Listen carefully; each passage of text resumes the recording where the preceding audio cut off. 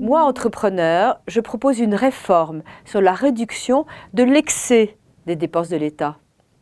Au sein du mouvement éthique, nous avons fait le constat que finalement, la chose la plus importante pour nos entrepreneurs, c'était la réduction des dépenses de l'État. Parce que c'est ce qui tue notre compétitivité. Alors nous nous sommes mis autour d'une table avec un économiste, avec des chefs d'entreprise pointus, et nous avons travaillé. Travailler comme savent le faire des chefs d'entreprise avec une méthode managériale. Et nous pouvons aujourd'hui, à travers ce livret, proposer de restaurer la compétitivité de la France et de réduire ses dépenses de l'État à travers un prisme différent. C'est-à-dire qu'on est tous d'accord autour de liberté, égalité, fraternité. Eh bien, il faut que cette réforme se parte sur les mêmes bases, c'est-à-dire équité, liberté et esprit de liberté des entrepreneurs et justice sociale. Donc, 9 points principaux qui consistent majoritairement à redéfinir aussi les missions régaliennes de l'État. On n'en a pas parlé ça. Alors il y a pourtant des choses que l'État doit faire et d'autres choses que les entreprises peuvent faire. Et ça, sans s'attaquer à la fonction publique en tant que telle. Il ne s'agit pas de virer des fonctionnaires au kilo. Il s'agit tout simplement de revaloriser la fonction publique, de donner la possibilité aux fonctionnaires, pourquoi pas de racheter d'ailleurs leur fonction pour passer dans le privé, d'arriver à les payer mieux, de les faire changer et de les former beaucoup plus, de leur permettre d'accéder à des promotions. C'est fondamentalement d'ailleurs la base de ces réformes et c'est la première.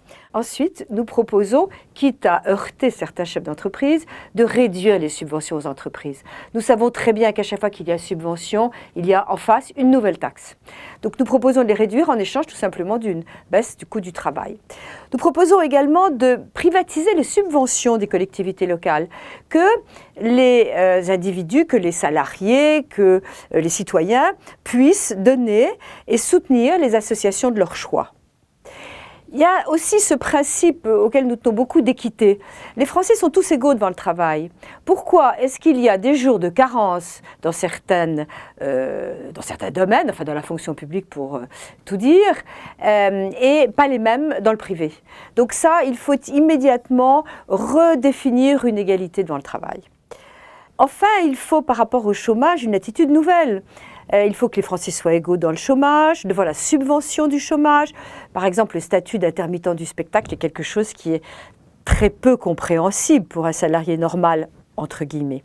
Il faut aussi que les demandeurs d'emploi acceptent le travail qu'on leur propose, à condition que celui-ci soit rémunéré pas moins de 30% du salaire qu'ils avaient avant. À la troisième proposition, il faut qu'ils acceptent. Il y a la formation qui doit être beaucoup plus efficace et qui doit être beaucoup plus claire sur le plan du financement de ces formations.